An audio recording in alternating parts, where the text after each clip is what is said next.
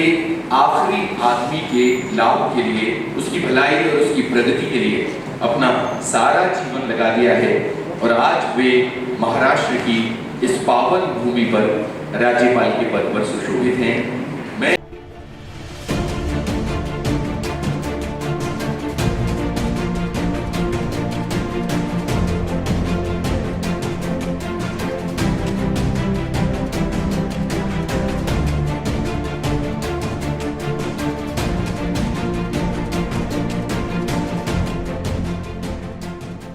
लोढ़ा विराजमान हैं, उनका स्वागत अमर ठाकुर जी करेंगे।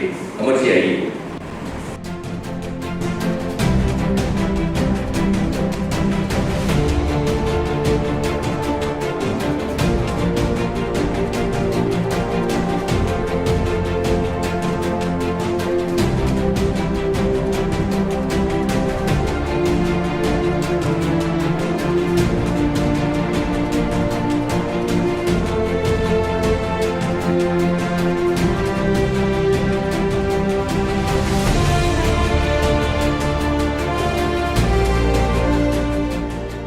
जिन्होंने केवल 1 वर्ष के अपने कार्यकाल में राज्य के करोड़ों लोगों का दिल जीता, ऐसी महान हस्ती, ऐसे कुशल प्रशासक आदरणीय महोदय भगत सिंह कोश्यारी जी, सुप्रसिद्ध कवि जिन्होंने हमेशा हमारा सहयोग किया, ऐसे हमारे अपने शैलेश लोढ़ा जी, इंटरनेशनल मारवाड़ी फेडरेशन के सभी महानुभाव, कोरोना योद्धा और मेरे सभी साथियों को मनपूर्वक प्रणाम।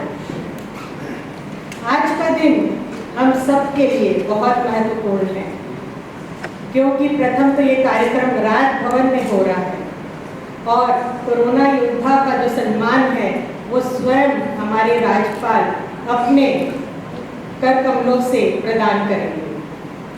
मुझे इस तरह के कार्यक्रम करने का मौका दिया, इसके लिए मैं आप सबका और खास तौर पर राज्यपाल जी का तहे दिल से शुक्रिया अदा करना चाहूँगी।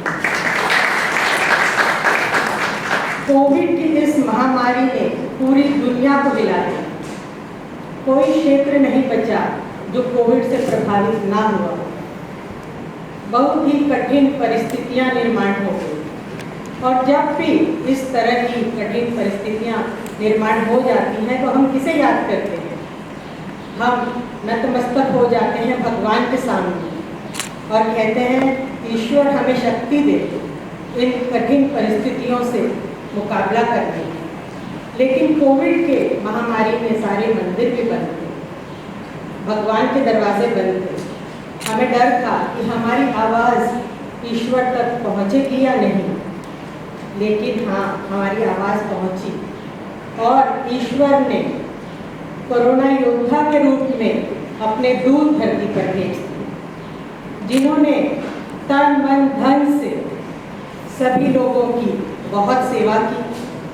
जिस तरह से सैनिक सीमा पर खड़ा होकर तैनात लोगों की सेवा करता है, उसी तरह से कोरोना योद्धाओं ने जो भी जरूरतमंद था उसकी बहुत सेवा की। इन कोरोना योद्धाओं ने युवा पीढ़ी के सामने एक आदर्श रखा, उन्हें एक प्रेरणा दी। मैं तहे दिल से सभी कोरोना योद्धाओं को मनपूर्वक प्रणाम करती हूँ।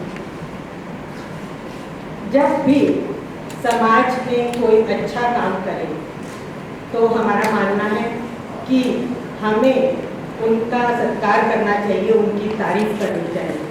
इससे उनका मनोबल तो बढ़ता ही है, साथ ही साथ दूसरों को भी प्रेरणा मिलती है कि वो इस तरह का काम करें। मारवाड़ी समाज प्रसिद्ध है समाज सेवा के लिए और जब भी इस तरह की आपत्ति आती है तो मारवाड़ी समाज हमेशा आगे बढ़कर इस तरह के काम करते आए हैं और मेरी शुभकामनाएं हैं कि भविष्य में भी इस तरह के काम मारवाड़ी समाज के हाथों हों। इन्हीं शुभकामनाओं के साथ मैं अपने 2 शब्द समाप्त करती हूँ। धन्यवाद।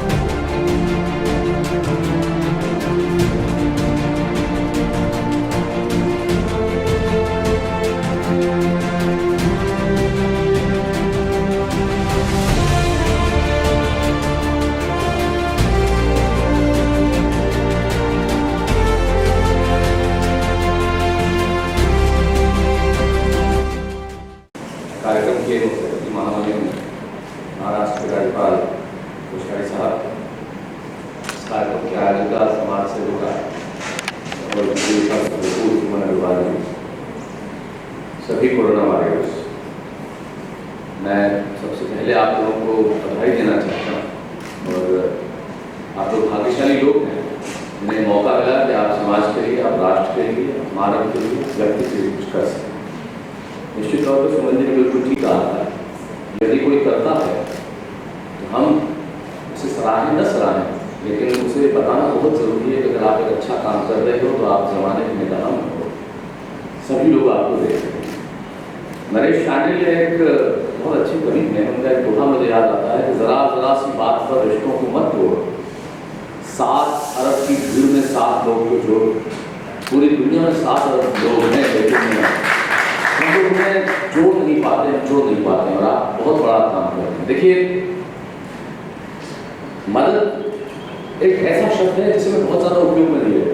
मैं समझता हूँ कि ये ऐसा काम है जो हमारा कर्तव्य है, हमारा फर्ज है। एक महिला, बहुत बूढ़ी महिला मानी, एक मंदिर में बैठी रहती थी, उसके बाद एक झोली होती थी। उस झोली में बहुत बड़ा हीरा हुआ था। एक लड़का रोज में आता, उसे रोज देखता, उसे लगता है इसके पास इतना बड़ा हीरा है कि हीरा मिल जाए तो मैं जिंदगी भर मुझे कुछ करने की आवश्यकता ही नहीं। कोई दिन कहा, बोले माँ जी आपके पास पत्थर है, मुझे दे दो। तो उसे भी मालूम था कि भैया को ये क्या है, क्या नहीं है, जो सारी जिंदगी उसके साथ लेके घूम फिरे, उसे दे दो। अच्छा तुम्हें चाहिए, उसने लेके दे दिया। एक क्षण, एक पल के लिए भी नहीं सोचा। दूसरे दिन लौटा फिर आया और कहने लगा, माँ जी मैं आपसे कुछ और मांगने आया। बोले मेरे बेटे मेरे पास तो कुछ था ही नहीं, यही तो चीज थी जो मैंने तुम दे दिया, मेरे पास बचा क्या जो तुम मांगने आए। वो कहने लगा, मैं आपसे वो भाव मांगने आया हूँ जिसकी वजह से आपने एक पल सोचे कि ना इतना बड़ा हीरा मुझे दे दिया। वो भाव हमारी जिंदगी में, पूरी जिंदगी में पैदा नहीं होता, लेकिन आप लोगों में वो भाव है कि यदि आपके पास कुछ है तो आप लोगों को ये करें और लोगों को ये कर सकें। एक साल की कीमत आप उस विद्यार्थी से पूछिए जो अनुत्तीर्ण हो गया। एक महीने की कीमत आप उस माँ से पूछिए जिसने अपना बच्चा 9 महीने से पहले जन्म लिया। एक हफ्ते की कीमत उस संपादक से पूछिए जिसको एक साप्ताहिक अखबार निकाला।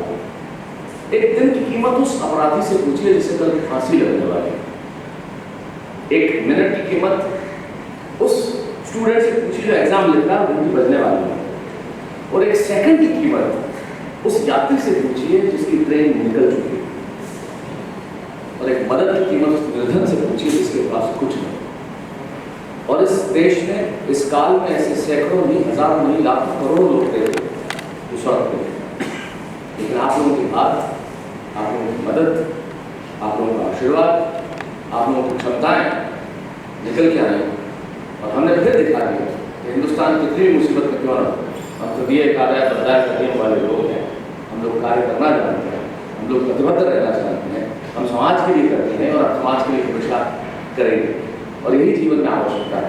मैं बधाई आपको इसलिए देना चाहता हूँ, आपको मौका मिला इन दिनों जब ये कोरोना काल था तो रोज एक अखबार से मेरे पास चित्र आते थे और उन चित्रों के आधार पे वो चाहते थे कि मैं उनके लिए कुछ लिखूँ। तो आज अचानक मैं देख रहा था बैठे हुए, तो 4 पंक्तियां मैं इसलिए सुनाना चाहता हूँ क्योंकि आप सब वो लोग हैं जिन्होंने समाज के लिए कुछ किया है। लेकिन इस करने के भाव के पीछे जो मेरा सोचना क्या है, मैं ये कहता हूँ कि पानी का मोल क्या है, प्यास से पूछिए। पानी का मोल क्या है, प्यास से पूछिए। हवा की कीमत क्या है, श्वास से पूछिए। पानी का मोल क्या है, प्यास से पूछिए। हवा की कीमत क्या है, श्वास से पूछिए पिंजरे में बंद पंछी से कि मोल परवाज का क्या है। पूछिए पिंजरे में बंद पंछी से कि मोल परवाज का क्या है। जिनके होठ सिले हो वो बताएंगे कि महत्व आवाज का क्या है। जिनके होठ सिले हो वो बताएंगे कि महत्व आवाज का क्या है। कभी कमी छाया की मरुस्थल को सताती है, कमी छाया की मरुस्थल को सताती है। भूखी रोटी की कीमत बताती है, भूखी रोटी की कीमत बताती है। अतः उपकृत वो नहीं है जो ले रहा है, आप सब लोगों ने दिया है। अतः उपकृत वो नहीं है जो ले रहा है, भाग्यशाली तो वो है जो दे रहा है। भाग्यशाली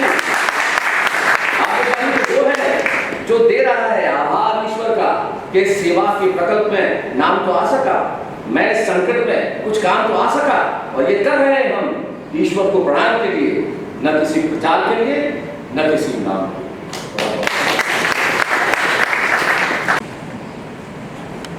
बहुत बहुत शुक्रिया शैलेश जी इन बातों के लिए। और अब मैं मुख्य अतिथि महोदय महाराष्ट्र के राज्यपाल कोश्यारी महोदय से निवेदन करूंगा कि वे इंटरनेशनल अदवारी एडिशन की ओर से आयोजित आज के कोरोना वॉरियर्स के सम्मान समारोह में इस एसोसिएशन के प्रमुख श्रीमती सुमन अग्रवाल जी, अभी जिनकी आप कविता सुन रहे थे, मैं तो शैल शिखर से सागर में आया हूँ और ये साक्षात शैलेश ऐसे श्रीमान शैलेश जी यहाँ सभी प्रमुख क्रिकेट के नाम लक्ष्मीनारायण जी, आप जहाँ जाते लक्ष्मी आती है, सभी लोग यहाँ उपस्थित हमारे सम्मानित भाइयों और बहनों, तो कोरोना का काल आया, मुझे जानने की जगह कोरोना शुरू हुआ तो उसके कोई हिंदुस्तान में तो लॉकडाउन भी शुरू नहीं हुआ था, तब मैं ऋषिकेश में था परमात्मा के घर में। मुझे बहुत अच्छा लगा, वहाँ उनके एक शिष्य है हमारे आनंद जी की, लेकिन उनको एक अमेरिकन लेडी है सन्यासी हो गए, बहुत साल हो गए, उन्होंने मुझसे बड़ा हिंदी में बोली, बोले कोरोना हमारा क्या करेगा, हमारे देश में तो अब आप कल्पना कीजिए कि अमेरिका की तो महिला है वो भी कोरोना की बात करती है, तो हमारी सुमन जी तो सुमन ही है, अगर उनके माध्यम से आपने सारे सुमन अगर चारों ओर बहला दिए और सारे लोगों का ये लोगों का क्या मैं सुमन जी का और आप सबका अभिनंदन करता हूँ और आप सबको धन्यवाद और बधाई देता हूँ। मित्रों में कोई भाषण नहीं कर रहा हूँ और शैलेश जी ने अपनी कविता के माध्यम से अपने सुंदर बोधप्रद विचारों को व्यक्त किया है। और सचमुच जब कोई काम करता है, कोई काम करता है, ये जरूर है कि आजकल काम करने के बाद स्वाभाविक है, पहले आदमी को थोड़ा प्रशंसा जरूर चाहिए। तुलसीदास जी ने सारी रामचरित मानस लिखी और कहा कि मैं इसे स्वांतः सुखाए अपने अंतःकरण के सुख के देते। और हम में से शायद बहुत से लोग होते होंगे जो मानस जरूर पढ़ते होंगे, नहीं पढ़ते होंगे तो किसी बुराई बात होती है, किसी और प्रवचन जरूर सुनते होंगे। तो वास्तव में आप बताइए, आज के 300-400 साल पहले उन्होंने मानस लिखा, रामायण तो वाल्मीकि ने और भी हजारों साल पहले लिखी, आज भी उसको पढ़ा जाता है।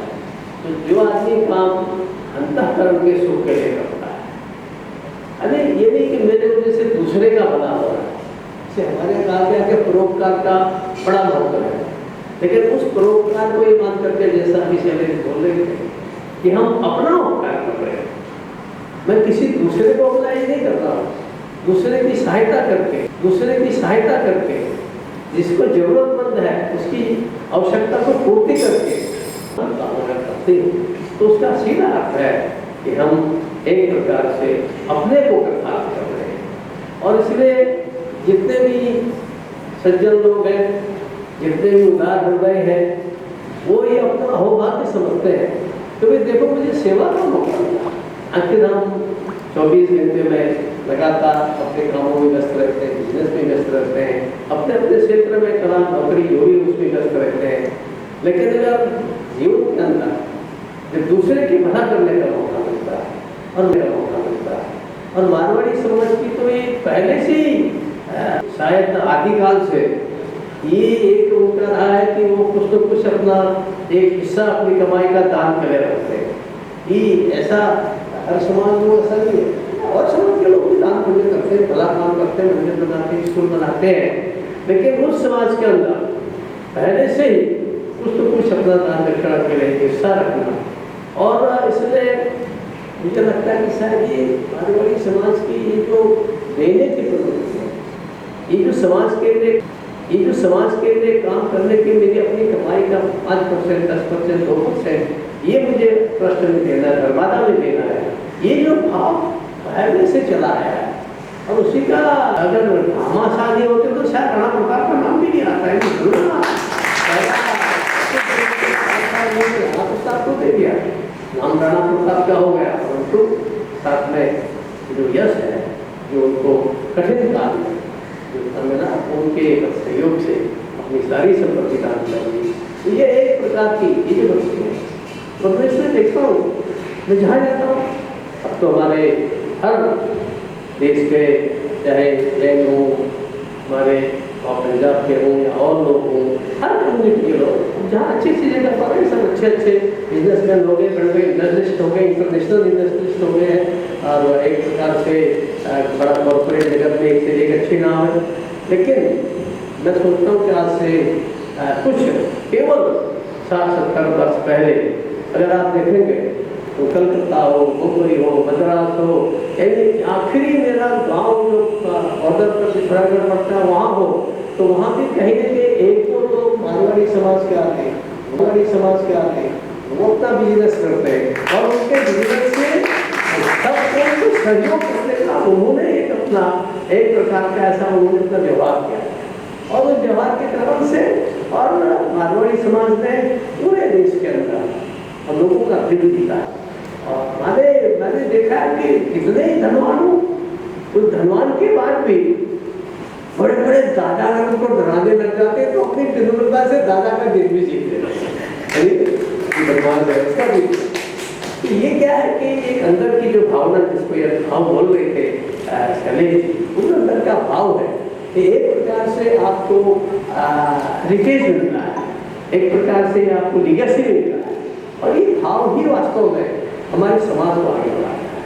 जैसे उन्होंने कहा हमारे सैनिक है, एक भाव लगता है कि नहीं, मैं तो तनख्वाह के लिए नहीं हूँ यहाँ, मुझे तो अपनी जान देनी है, इसीलिए वो सीमा पर काम करता है। उसे पता है कि मैं जिस लड़ाई में आप देख रहे हैं कितने हमारे ये जो पैरामिलिट्री के लोग हैं, मिलिट्री के लोग हैं, आज भी पाकिस्तान बॉर्डर पर वहाँ कितने लोग बेचारे मर जाते हैं, या इधर छत्तीसगढ़ के या इधर के ये जो अपना नक्सली इलाका है, कितने लोग, लेकिन देखो क्या लोग आए वो चलते रहते हैं।